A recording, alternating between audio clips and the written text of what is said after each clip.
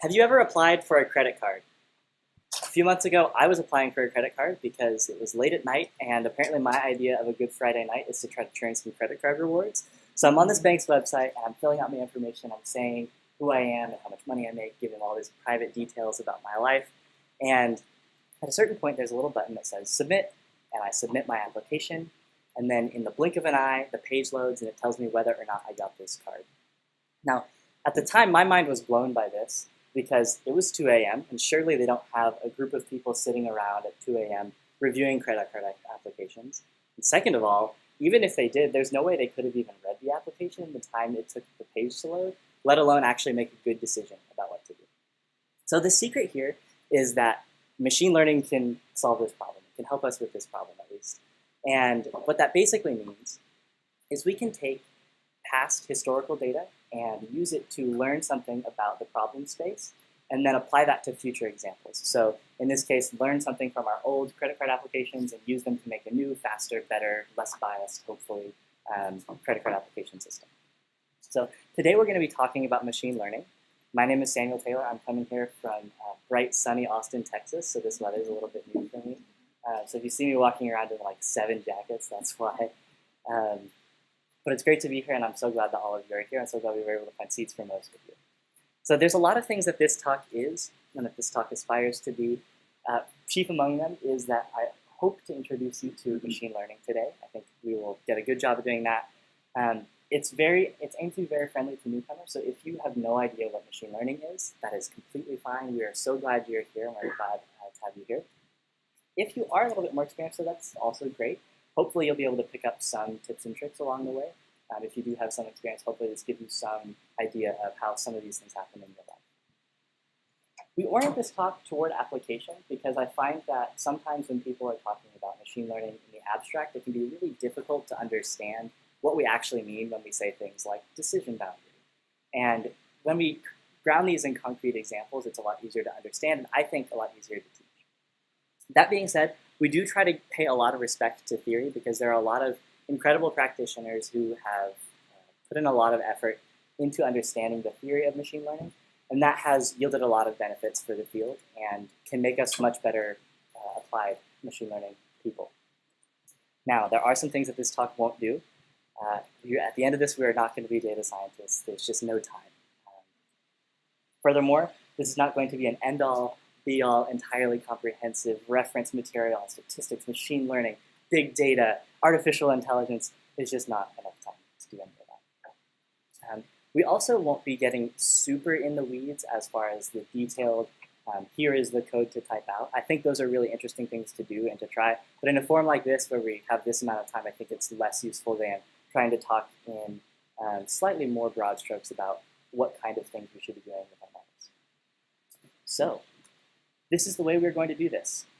We're going to first just do a brief intro to machine learning, like what is it, what does this phrase even mean?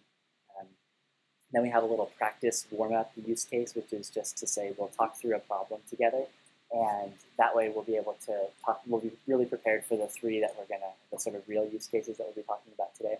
And then at the end, we'll wrap up and hopefully tie a nice, intellectually beautiful bow on this package and send you all off into the world to create interesting products.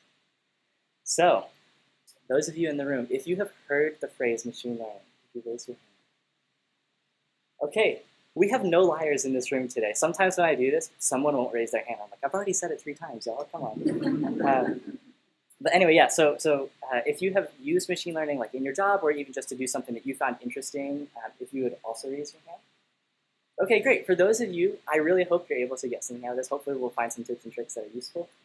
And for the rest of you who don't have your hands raised, I am so glad you're here. You're going to learn a lot today.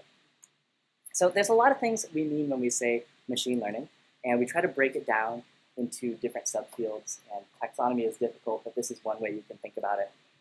The biggest division that I often think about is the difference between supervised machine learning and unsupervised machine learning. We'll talk about what these things are more specifically. So in supervised machine learning, we have things that where we have the input data and we have some output data. So we know, for instance, in a credit card application, someone's net worth and their age, and then the output is whether or not to give them this credit card. So we'll talk about classification first, and then we'll talk about regression right after that. So in classification, we might have this credit card application data. This is completely fabricated and made up, just a pedagogical example, literally created by just drawing this graph on a piece of paper and drawing little pluses and minuses where I knew I could draw a nice line. So if any of you have met a 12-and-a-half-year-old with $500,000, like I would be amazed just to meet that person. But obviously this is completely fake. But it serves the purpose of seeing that in yellow highlighted here we have the input features, which in this case are age and net worth, and then highlighted in this purpley pinky color we have whether or not the person is given credit, and that's our output. So we have some inputs and we're creating some output, basically. And what we can do is then take those inputs, and here I've just plotted them on a graph to make it a little bit easier to see what's going on. But we can look at them, and then the secret of machine learning, the deep, scary insight, is that all we're trying to do is just draw a nice line. So we're going to draw a lot of pretty lines today, and that's most of what machine learning is drawing a nice line. The lines aren't always straight, sometimes they curve, sometimes they wiggle, but they're all usually lines. So here we can draw a line that separates these two classes of things. So we say we have the class that is the approve and the class that is the deny. And then when a new point comes in, we may want to understand, should we give this person a credit card? And what we can do is look at where they fall, on which side of the line they fall. And in this case, this person falls on the approved side of the line. So we can say, this person is approved. So that's classification. Regression is another subfield of that supervised learning that we were talking about earlier. So we still have input data and we still have an output that we're trying to predict. In this case, our input is just one number. Our input is just somebody's net worth. And we're going to pretend that we're still a bank here. And we're trying to determine how big of a loan to give somebody. So if someone has more money, we're willing to give them more of a loan, I guess. I'm not a banker. I don't actually know. But I would assume that's maybe part of it. Anyway, so we have all these little X's here that show where somebody had a certain net worth in the past and the size of the loan that we gave them. And then, like we did in the last example, we're just going to draw a nice pretty line that kind of goes along with the points. And we'll talk more about how we do that specifically later, but for now we can just hand wave and say, we draw a line. And then when somebody new comes in, we see this person has this certain net worth. You jog up to the line, and then you jog on over to the y-axis and see this is the amount of the loan. That's sort of regression and a little bit of detail. Unsupervised learning is also a little subfield of machine learning, little area of machine learning. And the most important thing here is called clustering. We're not going to go through any clustering examples today, but sometimes it trips people up, the difference between clustering and classification, so I did want to introduce it. In clustering, we have data points, but we don't have the output data. That's the weird thing here. We know that we have some people who have some net worth and some age, but we don't know whether or not they got approved credit. We just want to find some underlying structure in the data. So as an example, here we have 9 data points. They look like shapes, but they are secretly data points. And maybe two features of these data points are the number of sides that something has and the color that it takes on. And we might go up to our computer and say, hey, computer, I have these 9 data points. Please cluster them into 3 groups. And the computer might say, here's 3 groups for you. I group them by color, whatever. Or it might say, here's 3 groups for you. These are grouped by shape. And in clustering, we don't really have a way to tell the computer, this is the way to group it. We don't care about that as much. We're just trying to find some underlying structure that can then be useful. So sometimes people will use this as a pre-processing step. They'll cluster their data, and then, for instance, in this example, we might find that triangles have some property that is useful in some later supervised problem. But we won't get too deep into that. There's a lot of other stuff that is in the field of machine learning.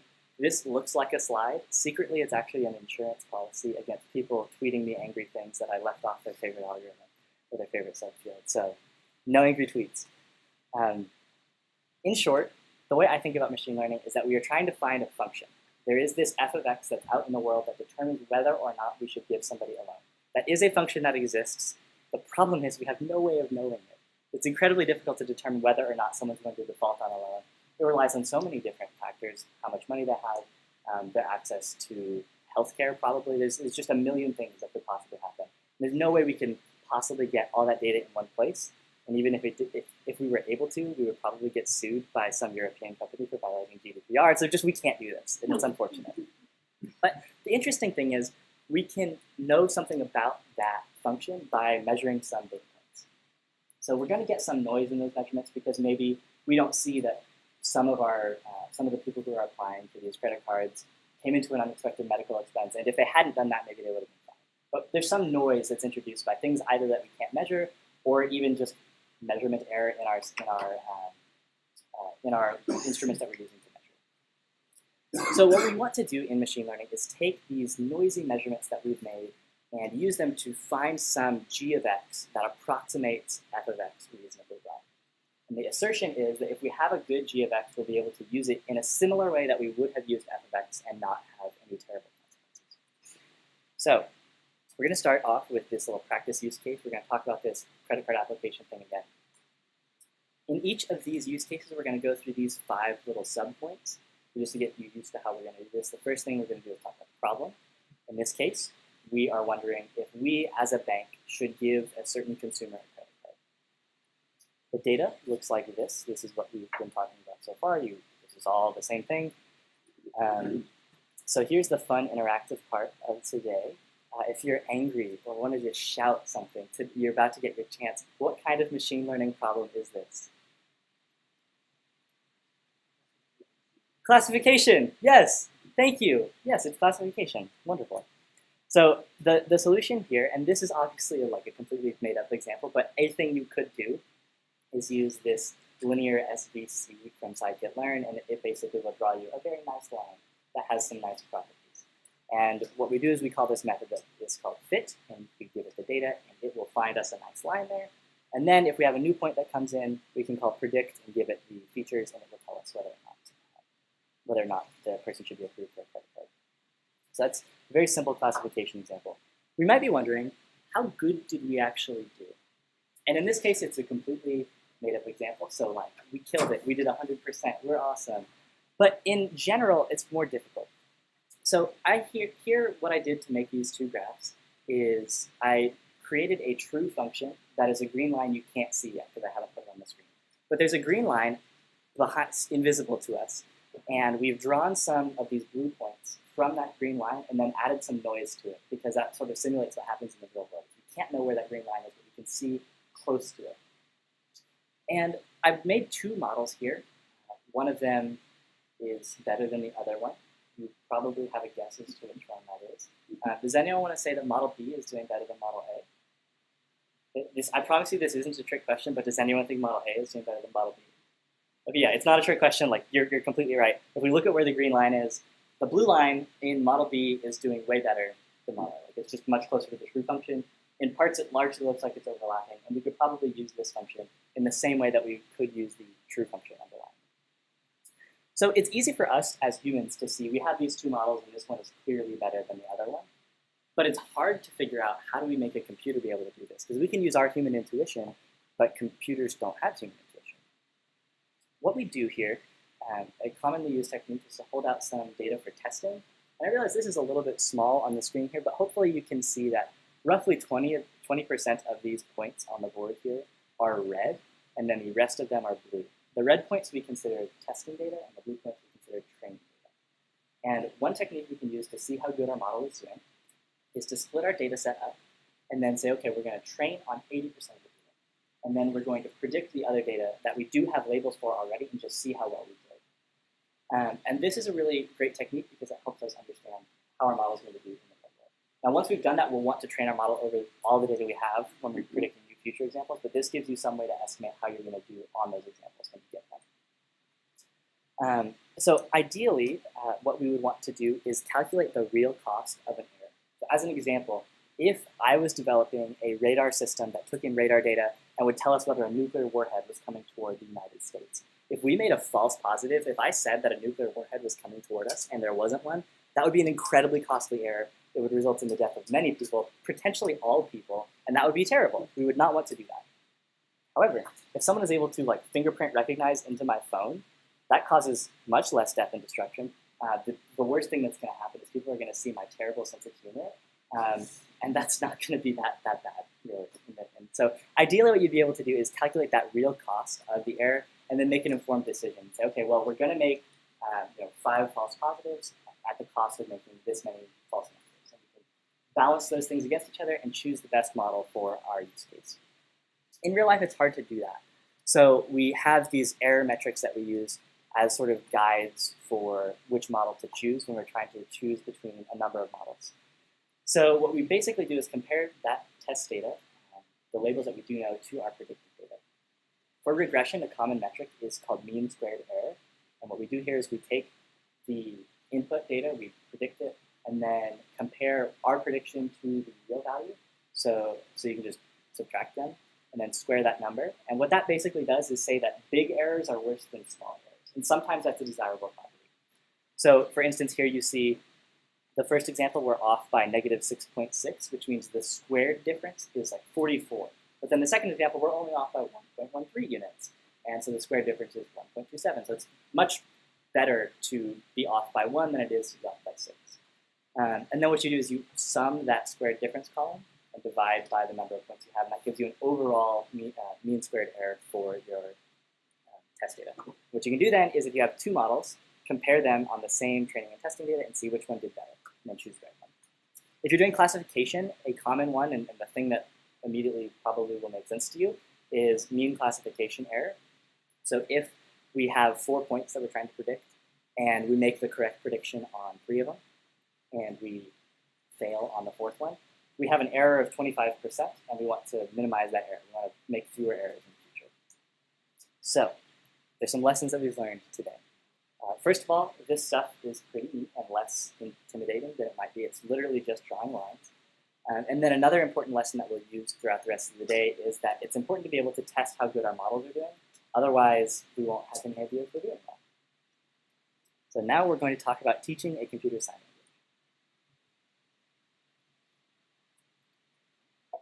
So the problem here is that I do not know sign language.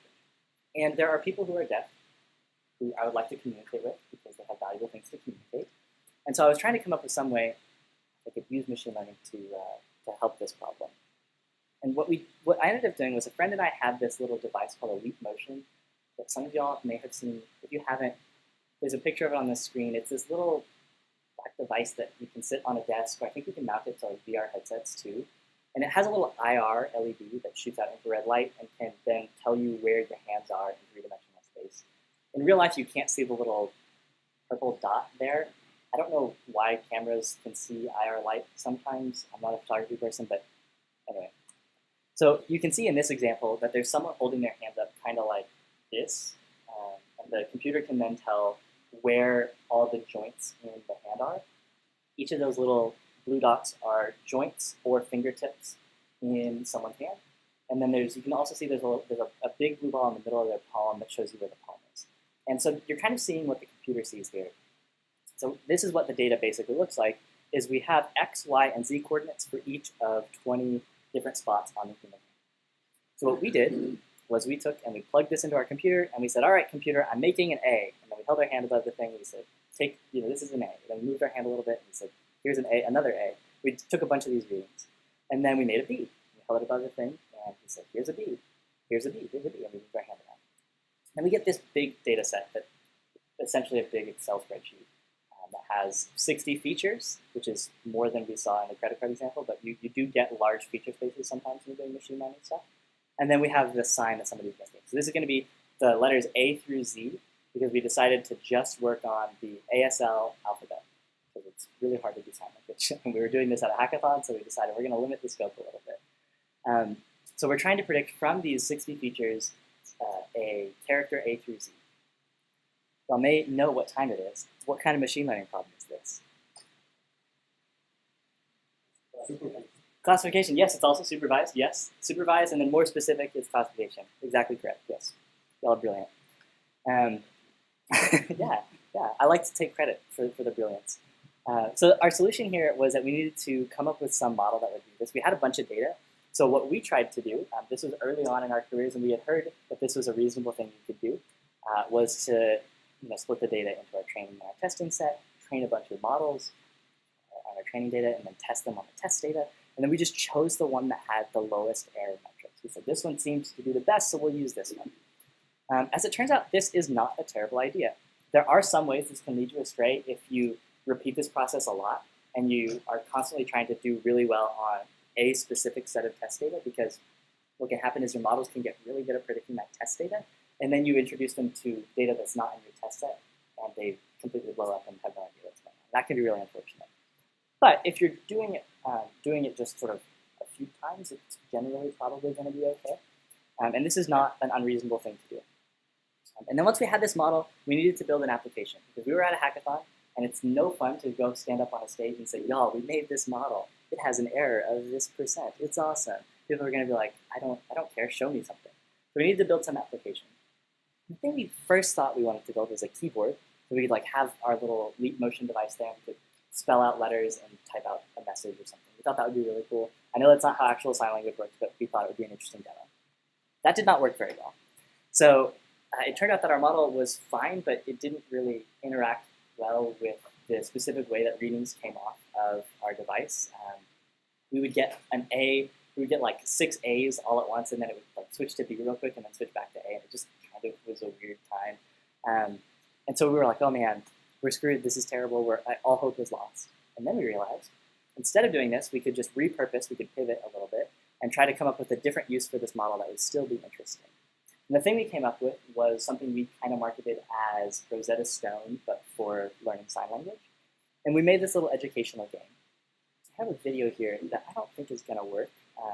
If we have time during Q&A, I can get this to load because I forgot to sign on to the Wi-Fi with my laptop. But I can get this to load in a second. I'll show you what it does. But basically, you sort of make a little sign above the device, and it will show you. It will basically flip through signs and ask you to make them and say, this is Y, this is A, whatever. So we made this little alerting game, and it was well received and was actually really fun. So there's some big lessons that we learned from this. The first thing is limiting scope is super important. I didn't initially think this was going to be that useful of a skill to have. I thought the only reason we had to limit the scope was because we were doing this at a hackathon. We only had 24 hours, and we didn't know what we were doing. But it turns out that in real life, it's actually super beneficial to limit scope. There are a lot of really big problems in the world, and what I have found is the best way to solve a big problem is to break it down into smaller problems and then solve those smaller problems. It tends to be a lot easier. And this is a really useful thing to be able to do. If you're doing this in an industry setting, it's useful to be able to talk to your product people about this kind of thing and be able to get a good understanding of what do our customers actually need. Can we provide that with machine learning? Are there ways we can use models, even if they're imperfect, to still improve the lives of our customers? We also learned how to select the model. We've talked about this a little bit, but basically calculating error metrics for a variety of models lets you choose the one that's doing the best, which is nice. We also, though, learned that it's not just about the model, it's also how you use it. When we tried to make this as a keyboard, it didn't work. But when we tried to make an educational game out of it, it worked splendidly. So this is, again, something where you're going to want to talk to your product people and help understand what your actual customers are facing and try to understand how you can use machine learning to solve those issues. All right. We're now going to move on to forecasting energy load in the state of Texas. So let us suppose that I operate a power grid, and it is my responsibility to know what the demand for power is across the state of Texas, so that way I can schedule production of energy. I'm not an expert on energy, but my understanding is that we are not very good at storing it. Like batteries aren't very good. And so you kind of have to schedule the production of energy to match with when demand happens, at least fairly closely. So for instance, if suddenly there's a polar vortex that comes through somewhere and you know everyone's going to be using heating a lot, you're going to need to spin up all the natural gas you can and create a bunch of energy. This is not an entirely hypothetical problem. There is this agency in Texas called the Energy Reliability Council of Texas. In Texas, we have this deregulated energy market, which is kind of odd. In most places, there's just a power supplier. Like in California, it's PG&E. You buy your electricity from PG&E. But in Texas, they have this deregulated thing where I think basically what happens is power companies buy energy from ERCOT, and then they turn around and resell it to consumers, is my understanding as to what happens. And I'm not here to decide whether that's a good idea or a bad idea, but that's what's going on. And what's interesting about this is because they are this agency, they have some transparency requirements, so that they publish actually all this demand data. You can see each of these columns in here corresponds with one of these colored regions on the map of Texas here. They do this because weather dramatically affects the way that people use energy. In Texas, it's primarily air conditioning. In the summer, we run our AC a lot. I imagine it here and it gets hot here too in the summer, so I imagine AC is a big driver as well. But like here in the Northeast, it's often heating uses a lot of energy. But basically, weather affects the energy you use a lot. It's one of the biggest drivers. Air conditioning is a wonderful blessing and the only reason people live in Texas, but it does use a lot of energy. So we can see each of these columns is the number of kilowatt hours that was used in a certain hour across these different weather zones. Just as a visualization, we can look at this on a graph and just see for the past 14 years how is energy usage been happening. And you can see this interesting seasonality, how it sort of goes up and down in kind of predictable ways. And this is because summer happens predictably and people use their ACs predictably. You can also see some larger trends, so like this yellow line gradually goes up. It oscillates as it does so, but gradually is moving up, which is kind of interesting. Anyway, I think this is interesting, honestly, just at this point. This is not machine learning, but it's kind of interesting to look at. So here we are. We're trying to predict a point on this line. We know that there's a certain hour of the day, and we need to understand how much energy is going to be used in that place. So what kind of machine learning problem is this? Regression, yeah, killing it. Wow, y'all are great. So yes, this is a regression problem. And there's a simple approach that we can talk about here. So one way that works reasonably well is to, on a certain day, look at the average of the 5 nearest days, and we'll talk about what nearest is. But this is the k nearest neighbors algorithm. K here, because we're using the 5 nearest neighbors, we're using like a 5 nearest neighbors algorithm. You can set that to whatever you want, and it varies depending on the problem. But let's just say we're going to use the 5 nearest days. And we'll say that this is based on the closest day number. So for instance, today, the 1st of February, is the 32nd day of 2019. And we can expect that energy usage today is going to be pretty similar to how energy usage was on the 1st of February of 2018. And you sort of can break these ties between the 2018 and the 2017 year by the year. So 2018 was more recent, so it probably accounts for more of if there's been population growth in a certain weather zone, sort of break the tie that way. So when we talk about accuracy here, we want to know how well we're doing. It's kind of tricky. This graph is not the power data. This is just another pedagogical graph. But you see that we have this curve that oscillates back and forth. And we can think of this as time series data. And along the x-axis could be time, and then the y-axis could be the thing we're trying to predict. This curvy line, again, is the true function that we don't actually know. And then the dots are things that we're able to measure. Now, if we did what we've been talking about, which works in a lot of situations, but does not work for time series data specifically, what we would do is we would select these red points that I have on the board as our testing data, and then we would use those to predict. We would predict for those data points and use that to understand how well we were going to do to predict future data points. Now, here's the tricky thing. If we look at, for instance, the red point that is furthest to the right here, we can see it's about at 9 on the x-axis and about 0.5 on the y-axis. But there's 2 blue points to the right of it. And what that means is our model is trained on data from the future with respect to that point. And that won't happen in real life because we have not yet invented time travel. And if we were to invent time travel, we wouldn't need machine learning because we could just travel to the future and predict it perfectly. So what we need to do is come up with something different. And the way that we often do this is to basically sort of run a window along our data and say, okay, we have the history up to here, let's predict the next point. And there's a little graph to demonstrate how this might look. So along each of these 3 little columns, we can see that we have 3 steps in what we might do as a way to split our data up into training and testing data.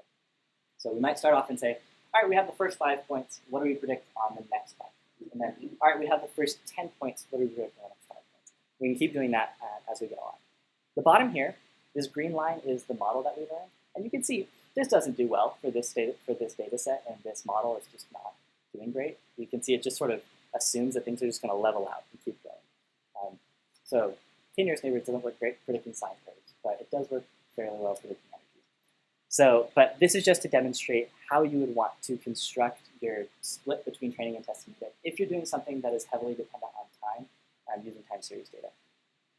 So how well does this do? We end up getting this mean absolute error of 3%. Mean absolute error is just kind of what you would probably naturally think of as error in a regression setting.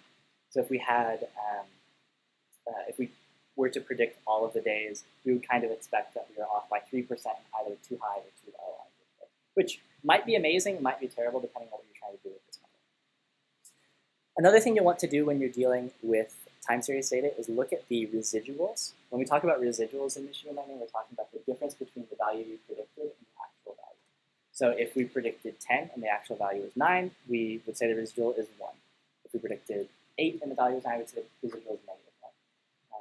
And the sign on that doesn't really matter as long as you're consistent with if negative is you over-predicted, the sign doesn't matter too much. What we want to do is look at your data along the same axis, like a long time, and see if there's any pattern left in there. And if there is any pattern left in there, that means there's some seasonality that you're not accounting for. That can be a problem. Another thing you'll want to do is draw a plot like I have on the right side of the screen here that shows a histogram of your errors. And ideally, this will be sort of a normal curve. We can see this curve is a little bit skewed to the right, which means I'm slightly under-predicting. That's not great, but it's a practice example, so I'm not going to lose much sleep over it. But you want to try to make sure that that has a normal curve to it. So there are some things we learned here with doing this time series example. The first thing is that doing your research is really important. It turns out that using k-nearest neighbors for time series data doesn't work in a lot of cases. We saw that in even that silly example that I showed with the sine curve. However, there are some packages and tools out there that can be really useful. Two that I would like to specifically call out are Facebook has a library called Profit that takes into account a lot of specific time series information. Google has one that's called Causal Impact that is similar. One thing that both of these things take into account really well is just as an example, something that often happens in time series data is holidays are way different from everything else. So for instance, on New Year's Day, people are more likely to be at home, so they're more likely to run their heater. Whereas on January 2nd, they're probably going to be at work and their heater's not. So you're going to get different behavior on holidays. And that's an example of something that these libraries do a good job of taking into account. So just Google like time series data before you start working on time series data, and you'll find a lot of really interesting and useful things there. Another thing that's important that I found here is that scaling the features matters a lot. Basically what this is to say is that the day number runs from 1 to potentially 366 if you have a leap year. The year runs from 2004 to 2018, 2019. And you get a dramatically different scale of those things. So if we were to just do a naive distance calculation on a day number and a year number, the year would contribute way more because it's measured in thousands, whereas the days are measured in tens or hundreds. I have an example here that sort of demonstrates what this is. It's not the power data, but it's the credit application data that we've seen earlier. So on the left here, we have our blue and red points, which are input data that show whether someone got approved for this or not. And then we're trying to predict this yellow point that we have here. What we would see, or at least what I see as a human being, is this yellow point is closest to that red X immediately below it, so we should probably not approve this person's credit card application. And if we were using a k-nearest neighbors model, and we did not scale our features, we would actually see what we see on the right here, where our blue region is places that we would accept someone's credit card application, and the red is where we would reject. And it's weird, this shape actually cuts off just below the yellow, and that's because net worth is measured in hundreds of thousands, and age is measured in tens. And when you have these dramatically disproportionate features from each other, they have weird contributions to distance measures. So if you're using a distance-based method like k-nearest neighbors, it's important to scale your features. Scikit-learn makes this very easy. There is a tool called Standard Scaler that lets you take your data and scale it. You can see in the before and after here that these points have the same spatial relationships to each other. It's just that the scale has been changed. So you see the axis labels are very different. So it scales to where your data is between like 1 and -1 between the whole, and that the standard deviation stays the same. And when you do this, you get something much more reasonable. And this thing on the right here is after scaling our features, we see that that a k-nearest neighbors model would have a much more reasonable area where it decides to accept or reject some of these credit card applications. At least it looks more reasonable to me as a human being. Okay. We're moving on here into our third use case. We're going to talk about using machine learning to find your next job. The problem here is that a couple of years ago, I was passively job hunting. This is to say that I liked my job pretty well, but I was interested to see if there were any jobs out there that were like amazing and I should apply to. And a lot of job hunting products are made for people who are actively out there hunting for a job, and you'll get a lot of emails about, here's all these jobs you should apply to. And that's awesome if you were actively looking for a job, but it was not the situation I was in. So what I wanted to do was have some sort of way of getting just those excellent ones that would really fit me specifically. And what I did was I gathered up a bunch of jobs, the titles, the companies they're at, and then a little link to their job description into a Google Sheet. And then when I was bored, like waiting for a bus or waiting in line somewhere, I would pull out my phone, I'd go to the spreadsheet, I'd click on the link, I'd read the description, I'd come back, and I would say whether or not that job sounded cool. So that's what you see up on the screen here, is a 1 or a 0 based on whether I thought it sounded cool. And the idea here was like, I'm going to save so much time because I'm not going to have to, actually read all these job descriptions. It turns out I read a lot of job descriptions doing this, but I like to think that if I can't talk about my over-engineered solutions in this space, there is no safe place for me. So thank you guys for being that for me today. All right, what kind of machine learning problem is this? We're trying to determine whether a job sounds cool. Classification, yes, wow, so much participation, y'all rock. So here's how I ended up solving this issue.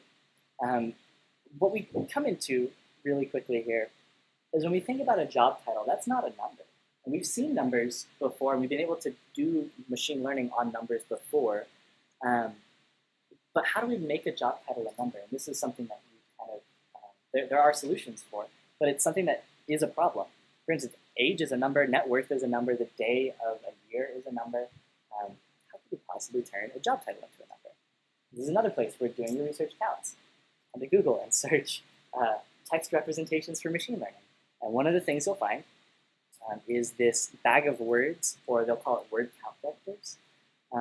And the gist here is that you put all of your job titles in rows, and then each of your columns is an individual word. Each you have a column for every word that's in your in any job title that you have. Now what you can do here is go through each job title and determine whether or not it includes that word. So for instance, for this first one, this first title does not include the word engineer. So it includes the word engineer 0 times, so we put a 0 in that spot on the matrix. And then it does include the word web, so we put a 1 there. We put a 1 where it says analytics, et cetera, et cetera. You can see the pattern here. I won't belabor the point. One thing I do want to note specifically is that if you had the title data, which is not a job title, but if you had that, you would see a 4 in the data column because that word is repeated multiple times. So this is a reasonable first pass at something. There are more advanced ways of representing text for computers, but this is one that is easy to understand and is a good thing to try at first. And my thought was, I'm going to try this and we'll see what happens. So this is how we turn our text into numbers. So we take this green part that says senior data engineer, and we can turn it into these numbers that represent whether or not that word is in the job. And then the blue part here of just sounds cool being true is this blue one that I have down there. So now we have everything in numbers. We can apply our machine learning techniques just like before. This is a little code snippet that just shows you it does not take a lot of code to do this kind of stuff. Basically, I can read through line by line here and just tell you, you pull out the titles, you pull out whether or not it sounds cool, you instantiate this count vectorizer object that scikit-learn provides for you and say, here's my text, turn it into numbers. And then you create a logistic regression model, which is another kind of machine learning model, and say, here's the data I have. And then when a new job comes in, you call predict. And I have bolded in a comment down here what that predict returns. It's just an array of 1s and 0s that tell you whether the jobs you said, the jobs you gave it were cool or not. So in this instance, the first 3 jobs that I asked for were not cool, but the 4th one was. And we can use that to determine which jobs are cool, and then only email me with the cool ones. So how well did we end up doing? It turns out that I was running this in the little Jupyter notebook. I got to the classification error part, and I was like, all right, you got like a 20% error. I'm like, heck yes, I am God's gift to data science. This is amazing. I got like 20% error on my first shot. This is awesome. And then I realized, it's just saying that nothing is cool. This isn't good. And it turns out that the base rate for this problem is the same as the error I was getting. And what the computer essentially realized is I wasn't interested in a lot of these jobs, and that probably means my search terms weren't very good. And it was just saying, yeah, these all suck, don't worry about it. And it was getting a pretty good error rate because that's what we were looking at. So I wasn't making any improvement on the original problem because there was this imbalance between the classes that we were looking at. In other words, the number of cool job applications is far lower than the number of not cool ones. Yeah. So this is a self-portrait I drew after encountering this imbalanced data problem for the first time, of just being really frustrated at the fact that I was running into this issue. Imbalanced data occurs a lot, and so I wanted to talk about a few solutions you can use if you run into it. There's a lot of ways we can deal with this. So an important one is to use better error metrics. This classification error that we talked about is great, but as we can see, it has some drawbacks. You can just get a really good score by just saying everything is the majority class and do fairly well.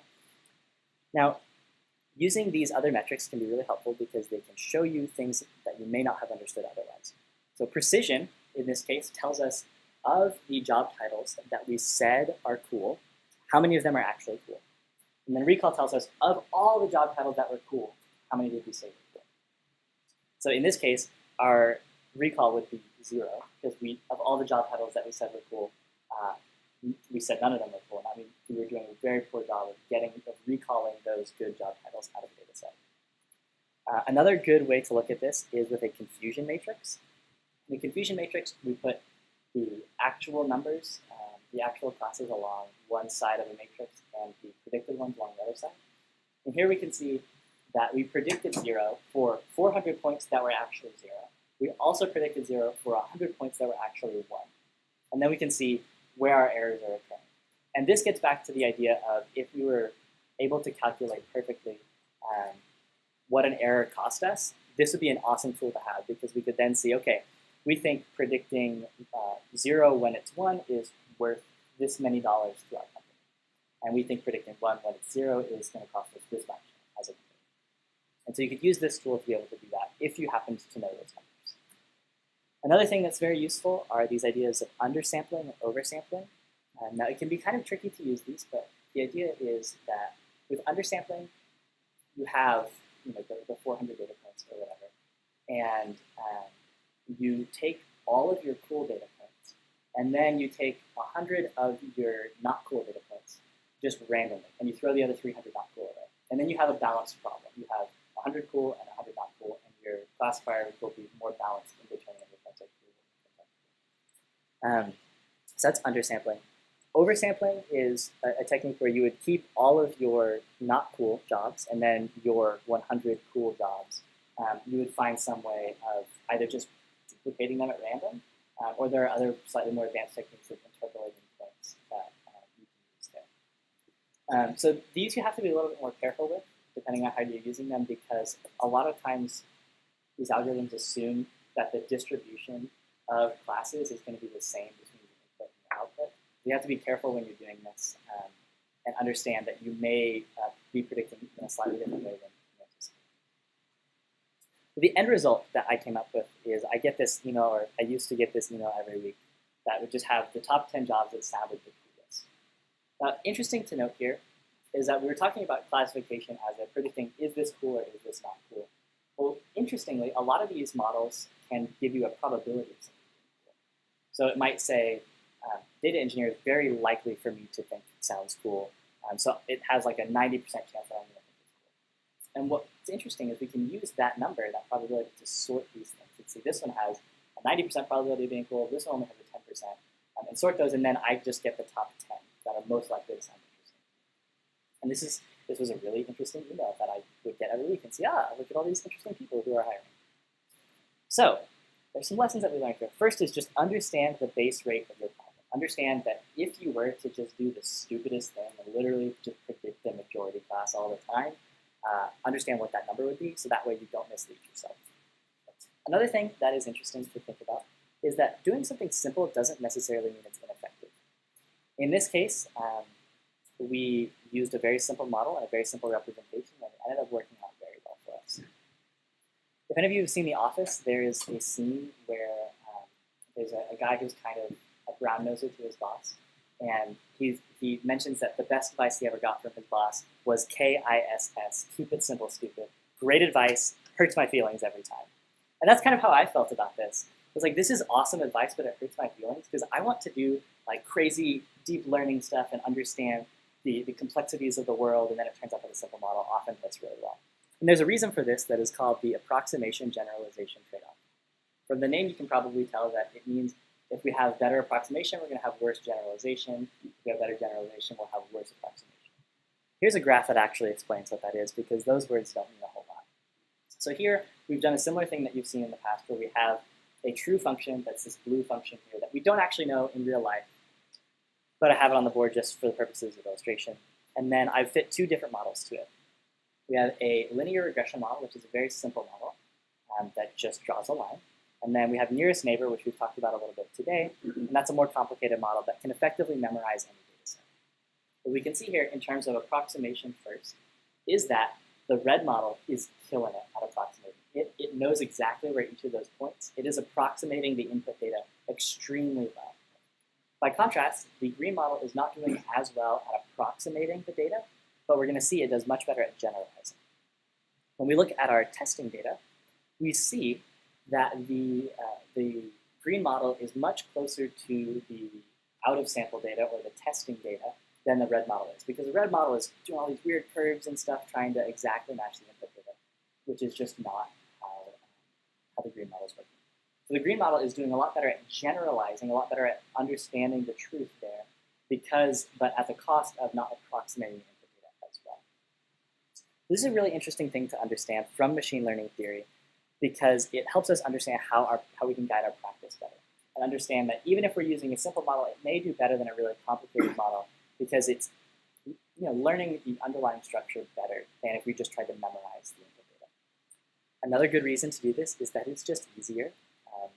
It's been a while since I've tried to set it up, but like setting up PyTorch on my laptop is very difficult, and trying to use these deep learning frameworks can be hard.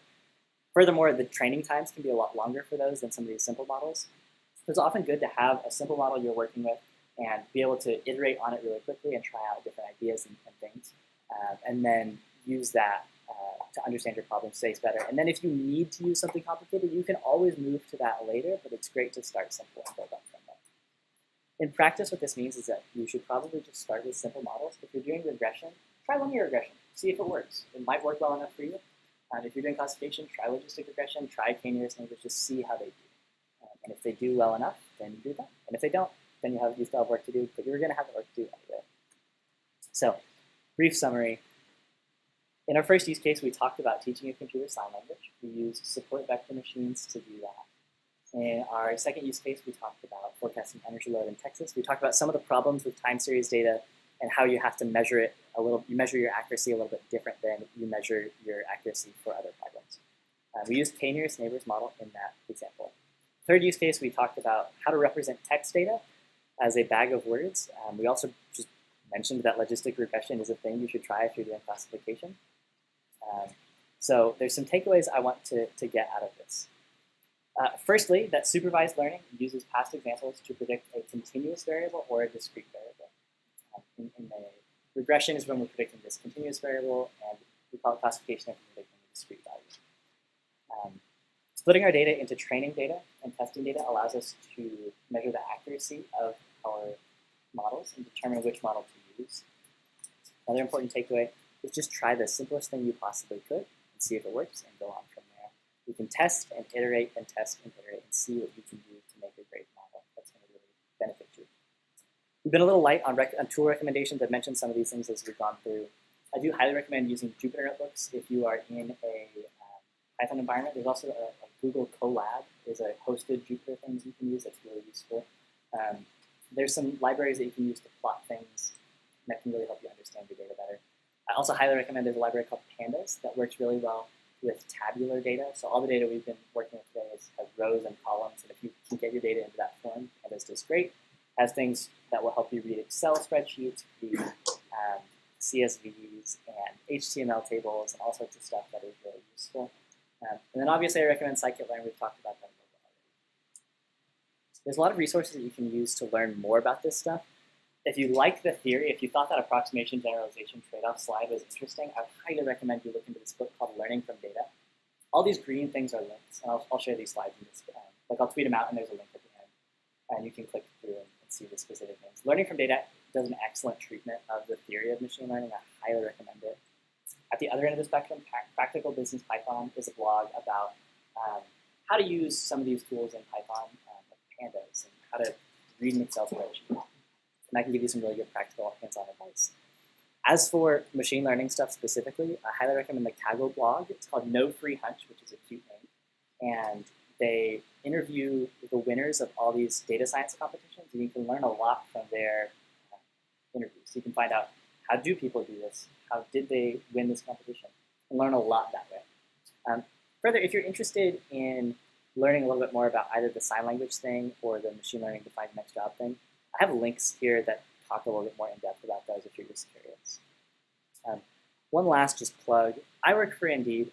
They paid for me to come out here. They paid for my hotel. They paid for my flights. And I would be remiss not to thank them for letting me come do this and supporting me in my career to be able to do this kind of work and supporting like all of y'all and hopefully giving you something useful to know about. If you are interested in learning more about our company or positions that we have open globally, please let me know. I would love to talk to you about any of that. If I said anything stupid, it's my fault. If I said anything great, it's their fault. With all that said, thank you so much for listening. I really appreciate it. If you have any questions, I'll take them in just a second. But also, you're welcome to email me because we don't have a whole lot of time. You're welcome to email me questions or tweet at me. I don't check Twitter as often, but I'm happy to answer questions there as well. There's a link to the slides here. If you have any questions, I'm happy to answer them. And just thank you so much.